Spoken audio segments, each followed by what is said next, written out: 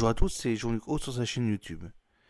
Aujourd'hui, nous allons parler pour une dernière fois du carburant durable qui serait donc sur la rampe de lancement. Le boom de l'aérien force le secteur à recourir aux combustibles sans pétrole, nous l'avons vu la dernière fois. C'est une question de survie, mais est-ce possible ? On pensait que la pandémie de Covid porterait un coup fatal à la progression du trafic, que le flight shaming, la honte de prendre l'avion, allait l'emporter sur le désir de voyage. Mais c'est totalement raté. C'est tout le contraire qui se produit, la preuve en juin 2023, lors du dernier salon du Bourget, rendez-vous incontournable de l'aéronautique mondiale. Deux compagnies aériennes indiennes, Air India et Indigo, ont commandé à elles seules plus de 1040 avions en une seule journée.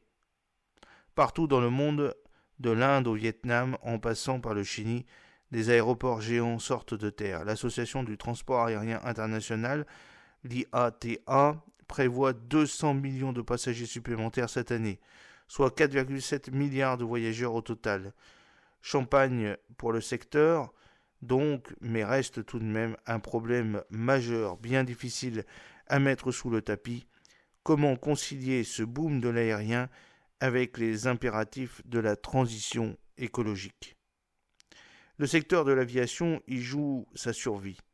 Il serait en effet responsable de 2,9% des émissions de gaz à effet de serre selon une étude publiée en 2020 dans la revue Atmospheric Environment, mais pourrait contribuer à hauteur de 5,9% du réchauffement global si l'on prend en compte l'impact de la condensation via notamment les fameuses traînées blanches, a relevé Nature Communications.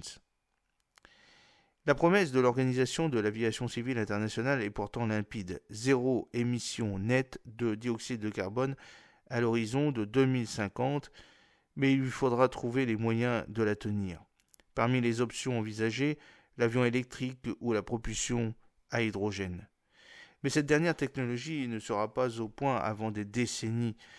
Et on compte aussi sur la conception d'avions toujours plus légers et aérodynamiques, donc plus économes en carburant.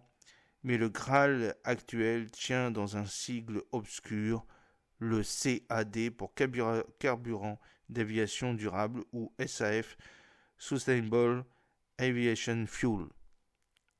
Les compagnies aériennes se ruent sur ces carburants tant ils apparaissent aujourd'hui comme la seule piste valable à court terme vers la décarbonation. Pourquoi ?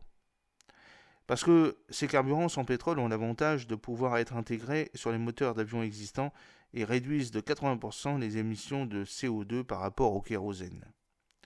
La technique industrielle de ce carburant de synthèse met en œuvre des méthodes déjà connues, comme le procédé Fischer-Tropsch, exploité lors de la Seconde Guerre mondiale par l'Allemagne, pauvre en pétrole mais riche en charbon, pour produire du carburant liquide. Aujourd'hui, il n'est plus question de charbon mais de graisse animale ou végétale et d'huile de friture, de déchets, de résidus agricoles et forestiers.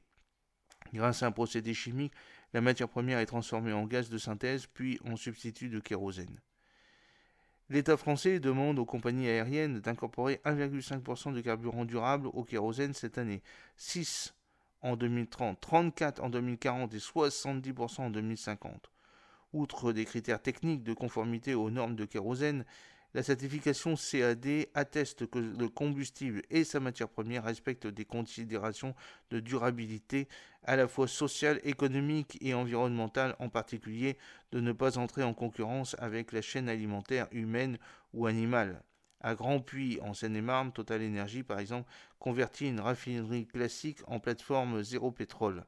Dès 2025, 210 000 tonnes de CAD pourront y être produites, qui seront distribués avec la même logique existante, wagons, citernes, pipelines, réservoirs de stockage, camions pour l'avitaillement, que le kérosène, souligne Joël Navarron, président de Total Energy Aviation.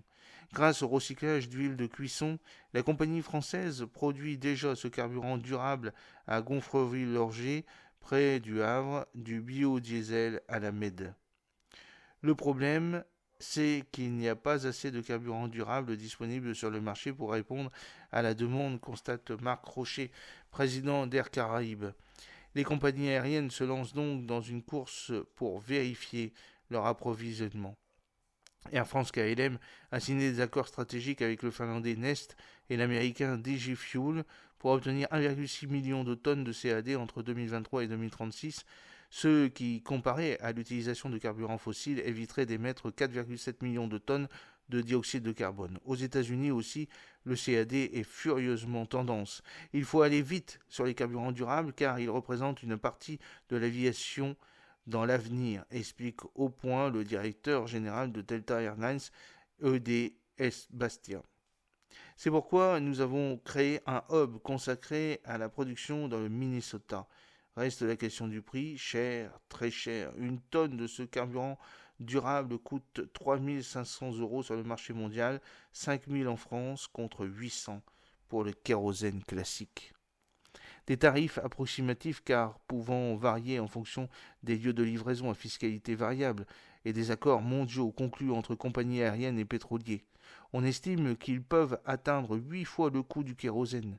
L'usage toujours plus important du CAD devrait donc contribuer à faire encore monter le prix des billets d'avion. Quoi qu'il en soit, les huiles usagées et les déchets forestiers ou agricoles ne suffiront pas à remplacer le pétrole pour faire voler tous les avions. C'est pourquoi les scientifiques planchent aussi sur un kérosène de synthèse. Mais rien n'est jamais simple. Le kérosène de synthèse se fabrique en combinant le dioxyde de carbone avec de l'hydrogène bas carbone, ici de l'électrolyse de l'eau, comme nous l'avons vu dans une précédente vidéo. On maîtrise ce procédé, pas encore de manière industrielle, mais à l'échelle de petits démonstrateurs, explique Thibaut Cantat, responsable du programme Économie circulaire du carbone au CEA. Il y a pourtant un problème d'envergure. Le kérosène de synthèse est riche en énergie et demande donc énormément d'électricité décarbonée pour être produit. Cela signifie beaucoup de solaire, d'éolien et de nucléaire.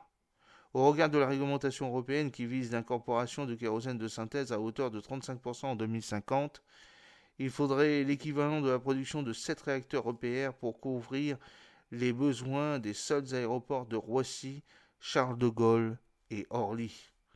Il n'y a pas de solution miracle pour décarboner l'aviation, conclut le chercheur. On ne pourra pas y échapper. En dehors des progrès scientifiques et technologiques, il faudra se résoudre à faire des efforts de sobriété.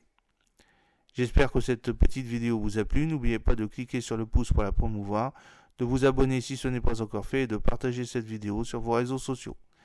A très bientôt, fidèlement, Jean-Luc O.